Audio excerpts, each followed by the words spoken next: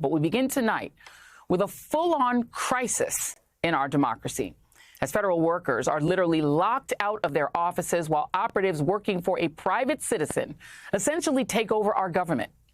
Their tactics include turning off our federal websites, deleting government-funded research that you, the taxpayer, paid for to impose speech codes, bullying news organizations by demanding interview transcripts, implementing an FBI purge, locking federal workers out of their computers, and even turning them away at their offices while giving themselves, without congressional or any other authorization, full access to the personal data of tens of millions of Americans, including Social Security recipients, FBI agents and officials, military and government contractors, and every single employee of the federal government. All of that data in private hands that you did not authorize, even if you voted for Donald Trump. This as Trump installs unqualified minions at the heads of every federal agency, knowing that they wouldn't stop this even if they knew how. At least when he's not threatening multiple trade wars or vowing to launch a new age of American imperialism by colonizing the indigenous people of Greenland and the Panama Canal, all while congressional Democrats issue strongly worded letters, plus holding a press conference today, and congressional Republicans sit back and let the federal government they work for collapse all around them, while they occasionally beg Trump for tariff mercy for their states.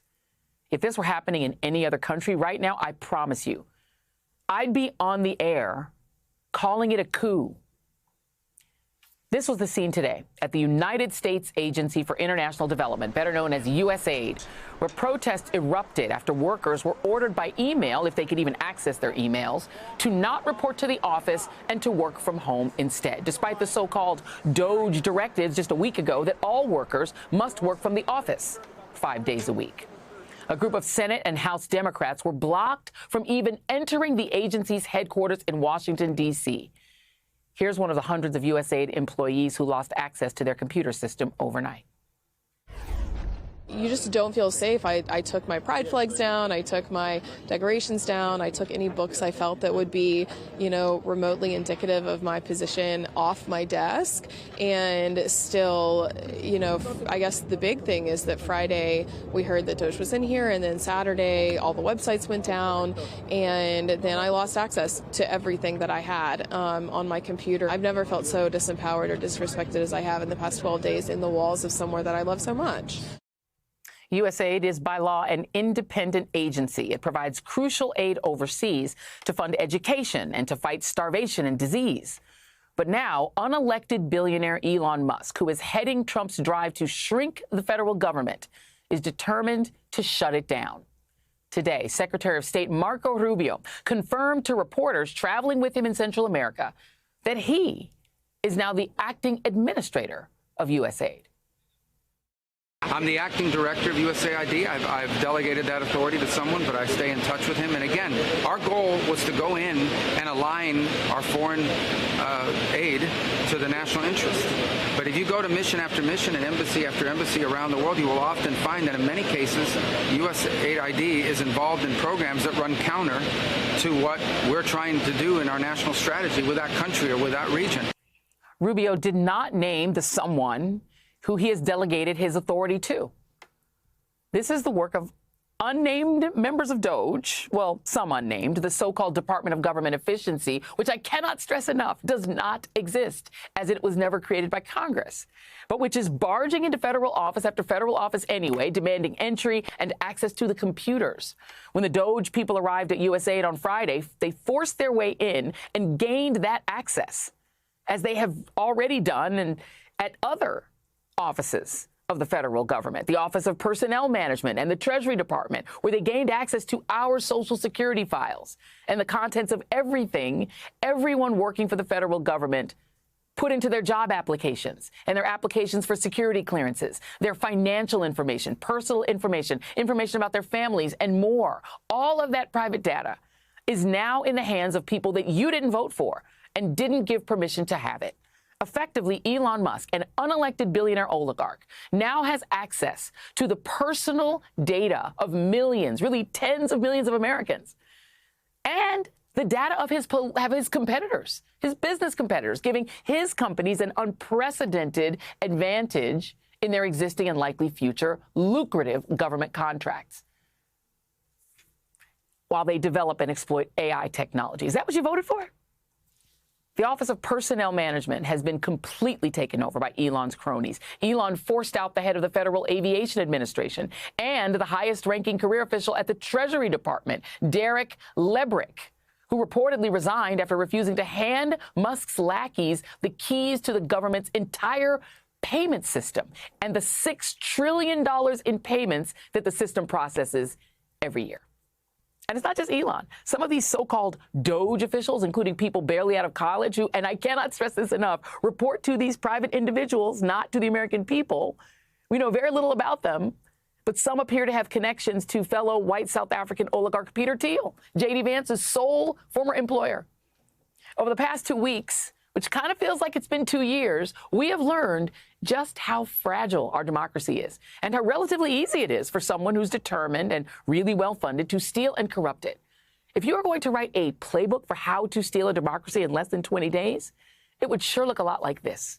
Let's bring in Vaughn Hilliard, White House correspondent for NBC News, for the latest. I want to start with this question of what authority Elon Musk actually has. The White House official said today that Elon Musk is serving in the Trump administration as a special government employee, neither a volunteer nor a full-time employee. Have you ever heard of a special government employee? And if you have, what is that?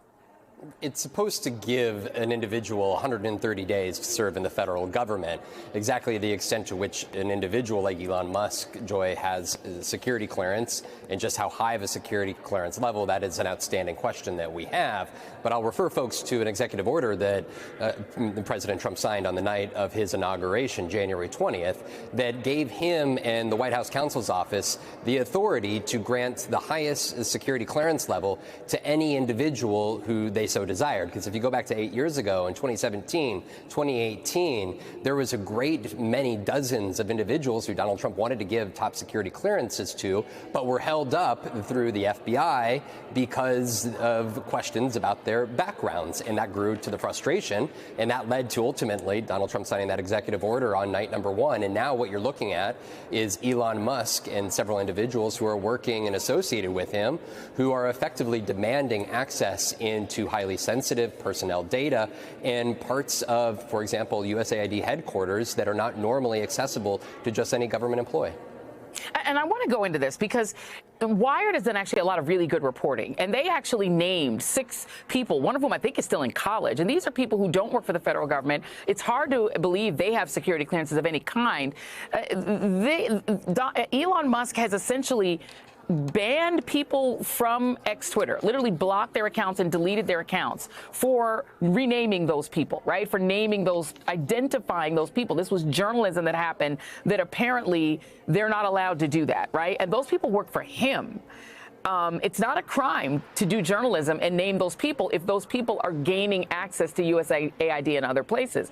Can you talk about what else is in that Wired story? And I don't know if you had this reporting as well, but that Elon Musk is making decisions about what he wants to get rid of based on not research, but maybe what he's actually getting on Twitter, like content that he's getting? Right. We know that Elon Musk takes a lot of what he knows based off of what is being talked about on his own platform, X.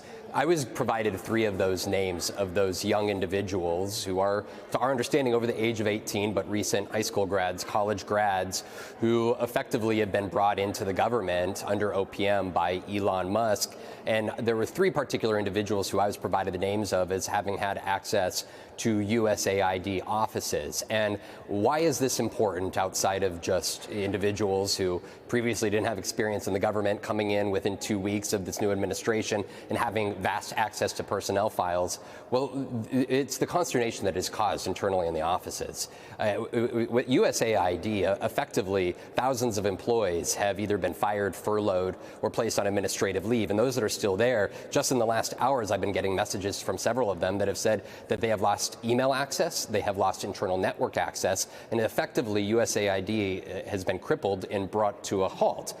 And in those hours since all of this developed, just this afternoon, as you were alluding to, Joy, Elon Musk was on X explicitly saying that there was a Twitter account that broke the law in his version of events for naming 6 of the individuals who are working for Doge. Of course, there is no law that has been broken for naming those individuals. He removed that account off of X himself, but the D.C. acting attorney, U.S. attorney, just tonight, again, this is not somebody that is Senate confirmed, but somebody who is a very close Trump ally who was placed in after inauguration to be the acting U.S. attorney here in D.C., actively said that they are looking at investigating and prosecuting individuals who are seeking to, quote, target or impede Doge employees' efforts. And so the extent to which we're looking at Elon Musk essentially having a stand-down order to not just USAID employees,